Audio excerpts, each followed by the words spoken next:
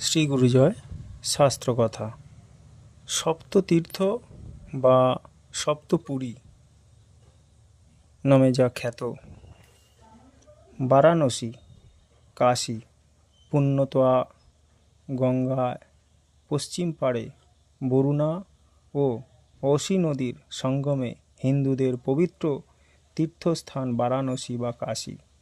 এখানে বিশ্বনাথের মন্দির হিন্দুদের কাছে অতি পবিত্র তীর্থ। 2.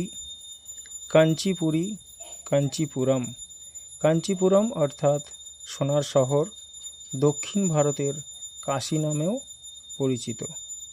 এই কাঞ্চিপুরমের শহরের মন্দিরগুলি পহলব, চোল আর বিজয়নগর রাজাদের তৈরি।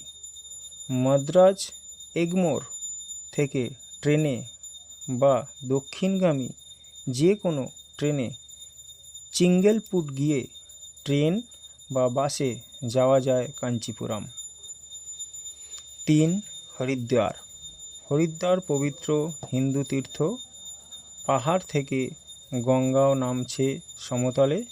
হরিদ্বারের হরি কি পৌরি ঘাটে এখানে স্নানে পুণ্য হয়। 12 বছর অন্তর কুম্ভমেলা বসে হরিদ্বারে। 4. অযোধ্যাপুরী। সরজু নদীর দক্ষিণ পাড়ে অবস্থিত। অযোধ্যা সপ্ততীর্থের অন্যতম পুণ্যতীর্থ। রামচন্দ্রের পিতা সূর্যবংশীর রাজা দশরথ অযোধ্যায় রাজত্ব করতেন। রামচন্দ্রের জন্মস্থান এই অযোধ্যায়। 5. দ্বারকাপুরী। সপ্তপুরীর এক পুরী এই দ্বারকা এবং 4 ধামেরও অন্যতম। 6. মথুরাপুরী। সপ্তপুরীর অন্যতম এই মথুরাপুরী। শ্রীকৃষ্ণের জন্ম এই মথুরাতে। তার বাল্য ও কৈশোরের কাটে এখানে।